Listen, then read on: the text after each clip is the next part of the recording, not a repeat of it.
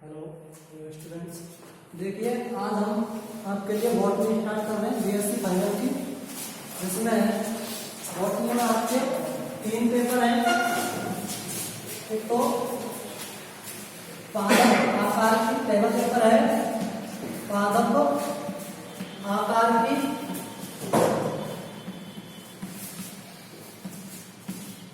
एवं शारीरिकी, पादप आकार की एवं शारीरिकी।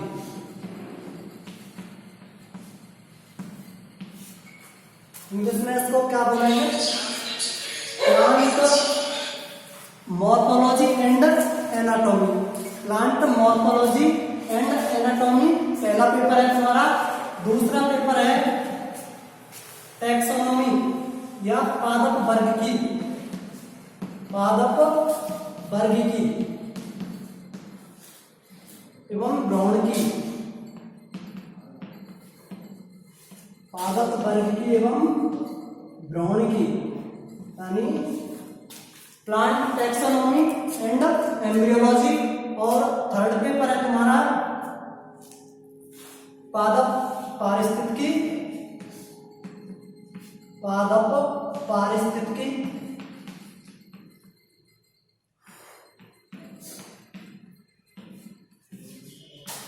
और आर्थिक वनस्पति विज्ञान, आर्थिक वनस्पति विज्ञान।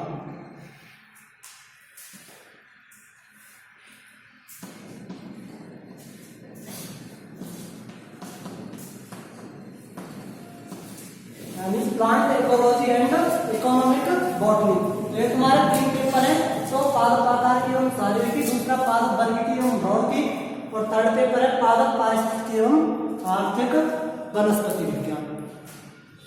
अभी हम जो पेपर फर्स्ट है यानी प्लांट मॉर्फोलॉजी एंड एनाटॉमी, ये स्टार्ट कर रहे हैं। प्लांट मॉर्फोलॉजी या पादप आकार की। इस पादप आकार की हमें क्या पढ़ना है? यानी पादप के जो बाह्य संरचना है उसका अध्ययन हम प्लांट मॉर्फोलॉजी या पादप आकार की में करेंगे।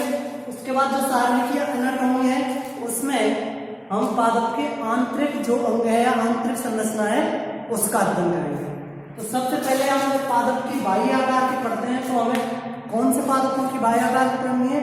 जहां पे हमें पढ़नी है आवृत बीजी पादपों की, आवृत बीजी पादप।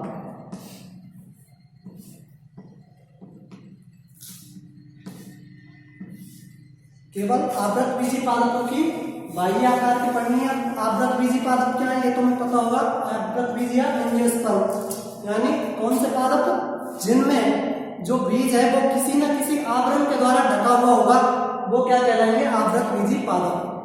अब किससे ढका हुआ होगा? जैसे वो फल या फल के फलवृत्ति के द्वारा जो बीज है वो ढका हुआ रहता है, इसी कारण इन पादपों को आवृत बीजी पादप कहा गया है।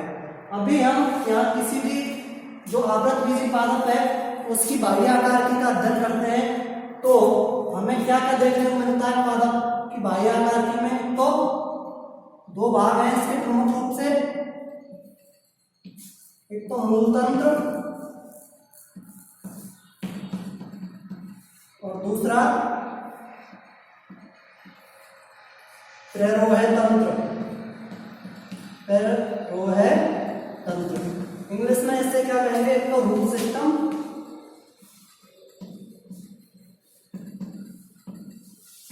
और इसे शूट सिस्टम।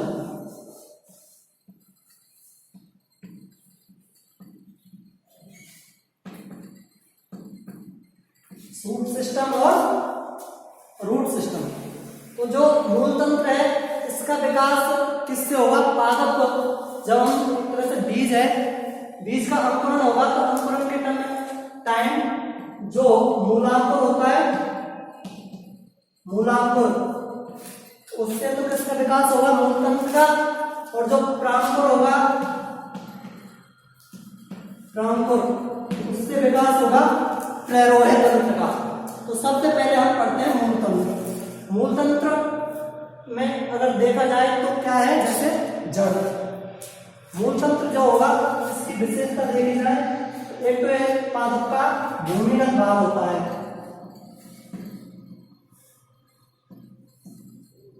कैसा भाग है? भूमिगत, यानी जमीन के अंदर वृद्धि करेगा।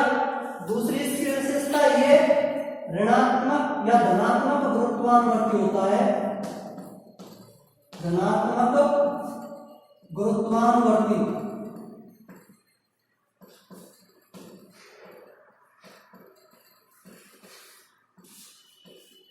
धनात्मक गुरुत्वानुवर्ती। धनात्मक गुरुत्वानुवर्ती का क्या मतलब है? यानी गुरुत्वाकर्षण बल की तरफ आकर्षित होने वाला। तो जो जड़ है वो गुरुत्वाकर्षण बल की तरफ आकर्षित होगी, इसी कारण इसको धनात्मक गुरुत्वानुवर्ती का है, यानी नीचे की तरफ वृद्धि करेगी। अगला इसका लक्षण ऋणात्मक प्रकाशानुवर्ती। ऋणात्मक प्रकाशानुवर्ती,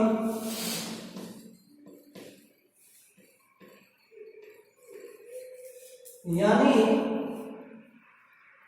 प्रकाश से विपरीत दिशा में वृद्धि करेगी। वो तो धनात्मक गुरुत्वानुवर्ती था, धनात्मक का मतलब पॉजिटिव, यानी उसकी तरफ बढ़ने वाली गुरुत्वाकर्षण बल की तरफ, और प्रकाश से ऋणात्मक प्रकाशानुवर्ती यानी प्रकाश से विपरीत दिशा में चलती है जब, इसीलिए इसको क्या कहा गया है? ऋणात्मक प्रकाशानुवर्ती। तो ये तो हो गए एक तरह से मूल तंत्र के लक्षण। क्या क्या है? तो भूमिगत होगी, धनात्मक गुरुत्वानुवर्ती और ऋणात्मक प्रकाशानुवर्ती। कार्य क्या है इसके? अगर जैसे कार्य देखें चल के हम मूल तंत्र के कार्य,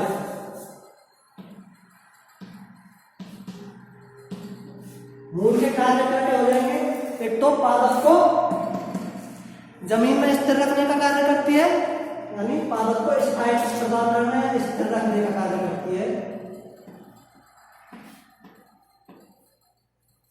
इसको पादप को स्थिर रखना। दूसरा जल और खनिज लवण, जल व खनिज तत्व या खनिज पोषक तत्व हैं उनका अवशोषण करना, पोषक तत्वों का अवशोषण।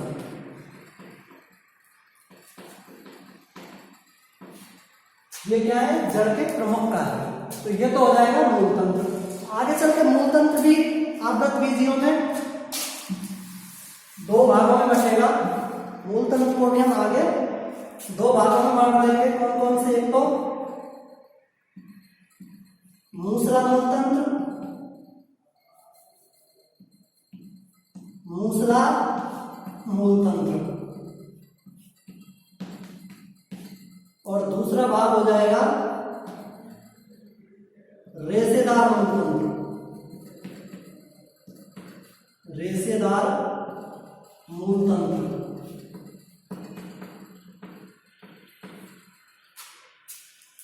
अभी जैसे आवृत बीजी जो पादप है, आवृत बीजी पादप दो प्रकार के होते हैं। आवृत बीजियों को दो भागों में बांटा गया। कौन कौन से? एक तो एक बीज या द्विबीजपत्री,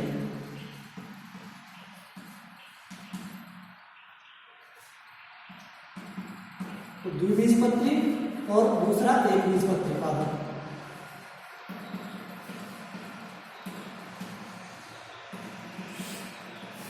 एक बीजपत्री पादप। द्विबीजपत्री पादपों में तो कौन सी? मूसला मूल तंत्र मिलेगी, और एक बीजपत्री पादपों में रेशेदार मूल तंत्र पाई जाएगी। जैसे एग्जाम्पल देखे जाए द्विबीजपत्री पादपों के, जैसे सरसों है, चना है, मटर है, यानी उनके बीज भी अगर देखे जाए तो दो भाग हो सकते हैं आसानी से इसके। उसी आधार पर इसको द्विबीजपत्री पादप कहा गया है। तो उनमें तो कौन सी मिलेगी? मूसला मूल तंत्र, जबकि एक बीजपत्री पादप है, यानी इनमें बीजपत्री की संख्या इनके बीजों में एक रहेगी। एग्जाम्पल जैसे गेहूं है, चना है, बाजरा है, मक्का है, उनमें रेशेदार मूल तंत्र देखने को मिलता है। तो जो मूसला मूल तंत्र है, इसकी जैसे संरचना हम देखें तो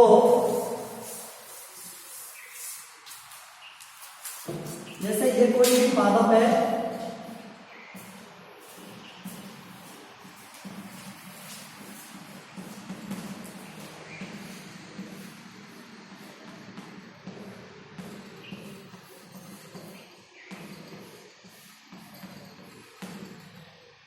जब पादप या जो बीज है वो अंकुरित होता है तो उस टाइम इसके मूलांकों से जो प्रमुख शाखा निकलेगी, एक यही शाखा मेन शाखा या मेन जो मुख्य जड़ है इसका काम करेगी, और आगे चल के इससे प्राथमिक या द्वितीयक शाखा विकसित होगी। लेकिन जो मुख्य जड़ है इसका कार्य कौन करेगी, जो प्राथमिक शाखा है।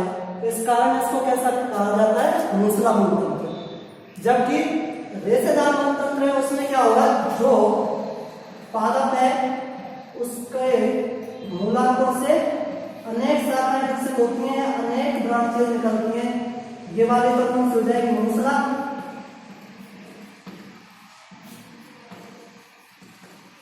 और ये रेशेदार।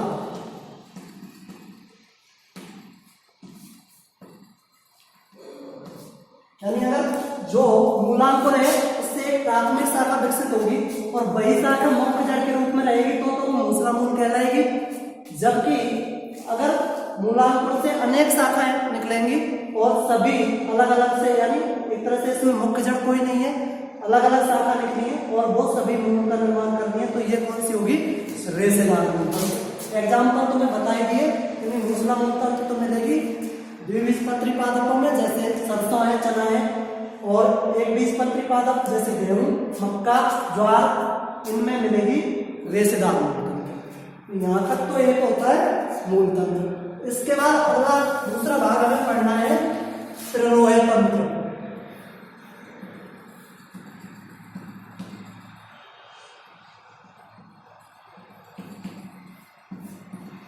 त्रिरोह तंत्र। इस त्रिरोह तंत्र में हम देखें तो आगे चल के त्रिरोह तंत्र कौन सा है, इसकी जैसे विशेषता देख ली जाने के बाद, जैसे हमने मूल तंत्र पढ़ी थी, इसी प्रकार से त्रिरोह तंत्र को देखा जाए तो इसका विकास किससे होगा, प्रांकुर से। यानी जो बीज जब अंकुरित होगा तो ऊपर वाला भाग प्रांकुर है, उससे किसका निर्माण होगा, त्रिरोह तंत्र का। ये बाह्य भाग होता है, बाह्य, जैसे जो जड़ थी या मूल तंत्र था वो भूमिगत भाग था, जबकि ये बाह्य भाग है। ऋणात्मक गुरुत्वानुवर्ती होगा, ऋणात्मक गुरुत्वानुवर्ती।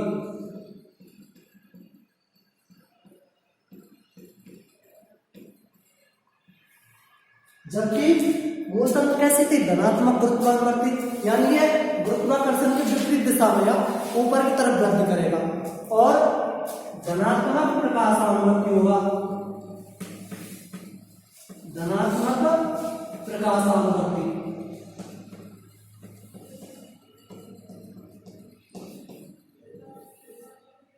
यानी हमेशा प्रकाश की तरफ वृद्धि करेगा।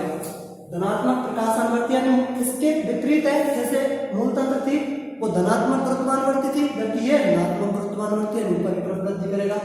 ये ऋणात्मक प्रकाशानुवर्ती थी और ये कैसा है, धनात्मक प्रकाशानुवर्ती, ये ऊपर की तरफ वृद्धि करेगा।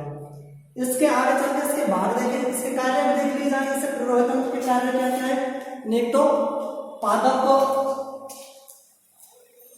जो जड़ है, जड़ों ने क्या किया था, खनिज लवणों का और जल का अवशोषण किया था, उसको ये पादप के सभी अंगों तक पहुंचाने का काम करेगा। इसके ऊपर दूसरा कार्य क्या हो जाएगा, इसके ऊपर जैसे पत्तियां लगी हुई होंगी और पत्तियां कैसे, पत्तियों में क्लोरोफिल उपस्थित है, उस क्लोरोफिल की सहायता से पत्तियां सूर्य के प्रकाश की उपस्थिति में कार्बन डाइऑक्साइड और जल की सहायता से इसका निर्माण करेंगी, भोजन का। जो उन्होंने भोजन बनाया है पत्तियों ने, उनको सभी पादप के सभी अंगों तक पहुंचाने का काम कौन करता है, त्रिरोह तंत्र। इसके आगे चल के भाग देखे जाए त्रिरोह तंत्र के, तो एक तो तना, इसका प्रमुख भाग कौन सा, तना है। दूसरा पर्ण, तीसरा पुष्प, और फिर फल, और एक और हो जाएगा इसमें बीज। तो ये इसके त्रिरोह तंत्र के प्रमुख भाग। अभी सबसे पहले जैसे तना, तने को देखा जाए, तना कैसा होगा, तो तने के कुछ लक्षण देखते हैं हम। बेलनाकार होता है,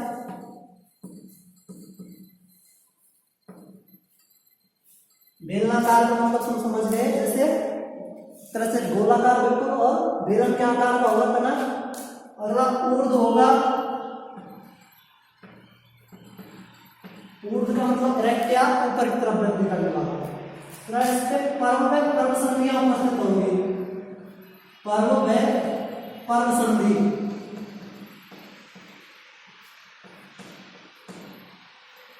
पर्व में पर्व संधि युक्त। पर्व में पर्व संधियों का मतलब समझ रहे हो, जैसे ये कोई तना है, इस तने में इस तरह से ये नोड्स, या इनको क्या कहेंगे, पर्व संधि, पर्व संधि, या इंग्लिश में क्या कहते हैं, नोड। और एक ये भी पर्व संधि हो गई।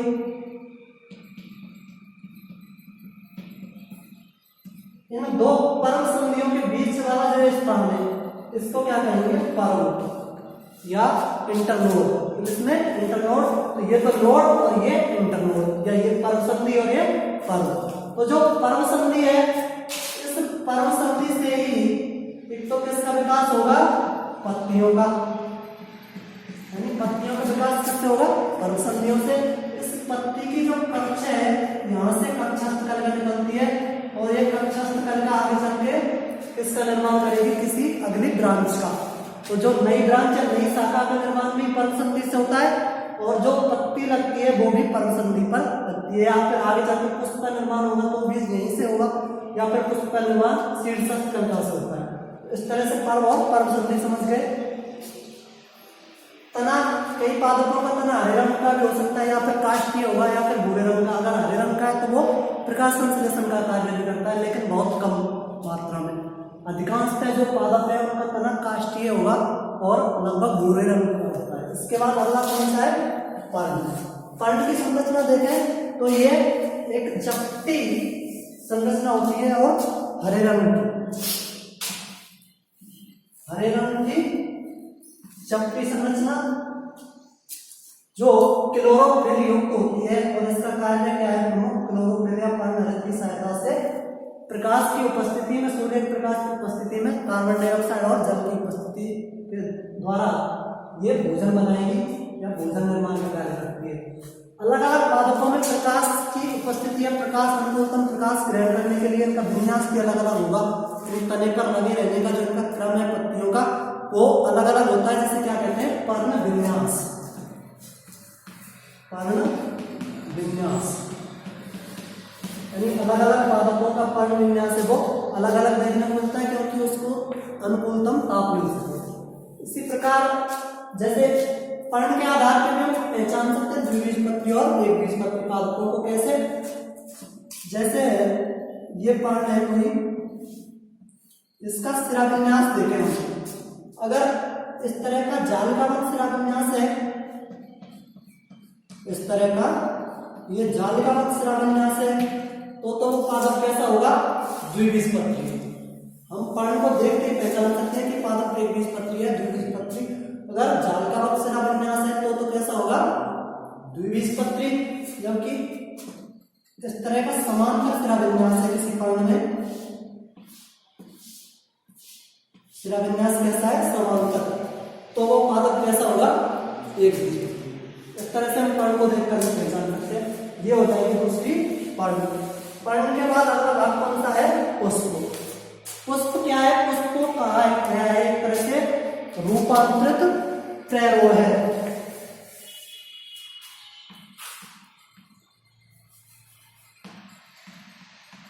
पुष्प क्या है, रूपांतरित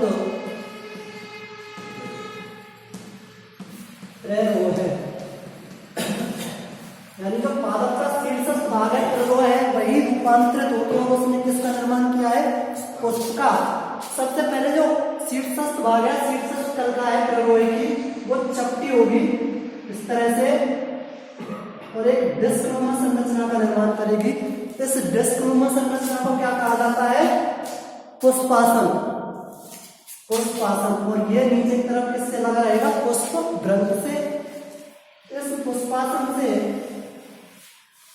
और कुछ पत्तियां कण रूपांतरित होके इस तरह की एक संरचना का निर्माण करती हैं, जिसे क्या कहेंगे, जायांग या मादा जनन तंत्र है, जनन मादा जनन या जायांग।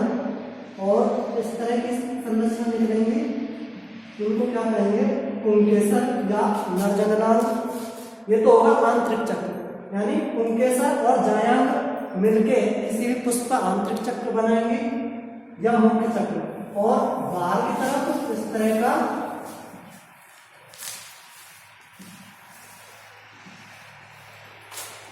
एक सहायक चक्र मिलेगा। सहायक चक्र में ये तो क्या होंगे, दल, और ये बाह्य दल। बाह्य दल है हरे रंग के होंगे, जबकि जो दल है वो किसी रंगीन कलर के होते हैं, क्योंकि ये कीटों को आकर्षित करने का काम करेंगे, परागण में सहायक है। और ये क्या है, पुष्पासन, ये पुंकेसर, और ये जायांग। जायांग भी 3 भागों से मिलकर बना है। ये वाला नीचे वाला भाग अंडा से हो जाएगा, ये बीच वाला वर्तिका, और ऊपर वाला जो गोलाकार भाग है वो वर्तिकाल है। इसी प्रकार पुंकेसर है, ये वाला ये तो क्या है, पतंतुम, ये परागकोष्ठ, बीच में ये परागकोष्ठ है, ये दोनों की तरफ ये परागधानी, और बीच में इनको जोड़ने का, परागकोष्ठ को जोड़ने का काम कौन करता है, योजिन, इसे बोलते हैं योजिन इसको। और ये पतंग। इस तरह से एक प्रारूपिक पुष्प की संरचना होती है। आगे चल के जब परागन हो जाएगा, परागन के बाद परागन की क्रिया पढ़ी होगी तुमने, यानी किसी भी कीटों की सहायता से या जल परागन या वायु परागन किसी भी माध्यम से किसी पुष्प के जो पुंकेसर के परागकण है, पुंकेसर में क्या निकलेंगे, परागकण, वो आगे और इस मादा जननांगी या वर्तिका पर जाके गिरते, यहाँ से अंकुरित होकर के और यहाँ निषेचन की क्रिया संपन्न होगी। जब निषेचन होगा तो जो ये अंडाशय है ये तो रूपांतरित हो जाएगा फल में, और जो इसमें बीजांड उपस्थित है वो निर्माण करेंगे बीज का। इस तरह से अगली संरचना कौन सी है, फल का निर्माण हमने देख लिया। फल का निर्माण किससे होगा, जायांग से, और जो इसमें बीज है उनका निर्माण किससे होगा, बीजांड से। इस तरह से हम एक आवृतबीजी पादप की प्रारूपिक संरचना का अध्ययन करते हैं। बहुत बहुत धन्यवाद।